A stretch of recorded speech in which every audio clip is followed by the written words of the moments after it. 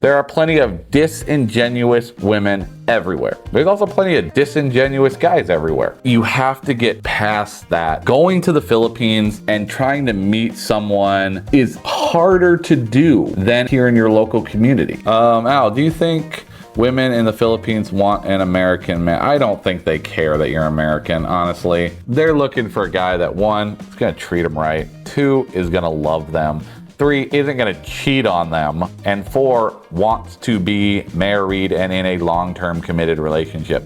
Those four items are like the top of pretty much every girl's list. If you ever listen to any of these interviews, they essentially say those four things in a variety of ways, but it boils down to those four items are what they're really looking for. So I think if you're a good guy and you treat them right and you're polite and you act like a normal person should when you meet and get into a relationship with a lady, it won't matter where you're from. And again, most of these girls, they kind of don't care where you're from. You know, if you're from America, Canada, Australia, Europe, whatever, they're not worried about that. Those four things, that's what they're looking for. Are you a good guy? Are you going to be a good husband? Are you going to treat them well? Are you going to love them? Are you going to be respectful of them? It's important to these women, you know? You need to know that stuff. And again, like, those are the things you need to be looking for, and that's what they're looking for. The more you know about the culture and the more you know about what to expect when you go there, the easier it is for you when you're there. The first time I went to the Philippines, I did not know anything about the Philippines. I didn't even bother looking at a book about the Philippines. I just know there were pretty girls there from the AFA website, and I wanted to go there.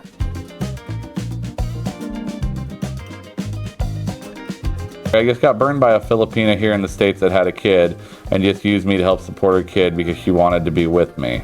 Well, I mean, here's the thing, Pete. There's gonna be shady chicks anywhere in the world you go. There are plenty of disingenuous women everywhere. There's also plenty of disingenuous guys everywhere who treat women like crap and use them for their own purposes. It happens everywhere, but you have to get past that and you have to be open. Going to the Philippines and trying to meet someone from another culture is harder to do than just meeting someone that's here in your local community. You're gonna have more in common with that person here in the local community than you may have with that woman on the other side of the world, simply for the fact that you grew up in two completely different lifestyles. But what these women offer, the genuine ones, and that's the ones we want to focus on. Like I said, a woman asks about your bank account, your house, your car, or how much you make a year, be done with that conversation 5 seconds later and move on. Now, be polite, but just let her know that you're not interested in talking about that and you would like to go move on and talk to someone else and wish her a good day and move on. Be polite. Don't be rude to them. There's no reason for it.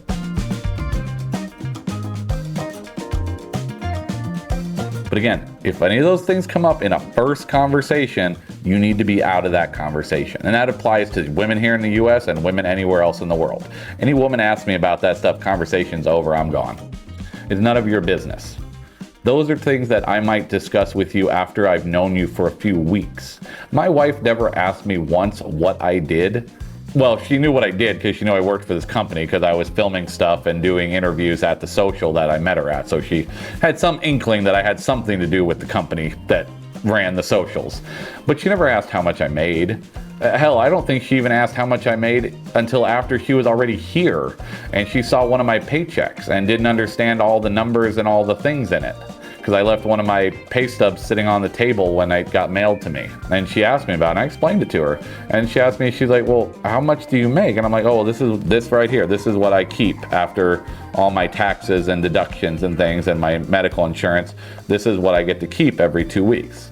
And she's like, oh, well, how much is that a year? And I'm like, I don't know, get your calculator out and multiply that by 26. You know, because I'd gotten a raise twice in that year, so I didn't actually know what the dollar amount was actually going to be. But yeah, that conversation happened after we were married as to how much I actually made.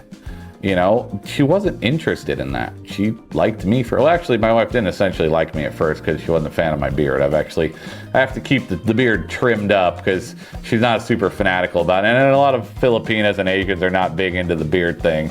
If it was up to me, I'd have a Duck Dynasty beard rocking right now, but my wife is not cool with that. And I like my house to be somewhat harmonious, so we keep the beard trimmed.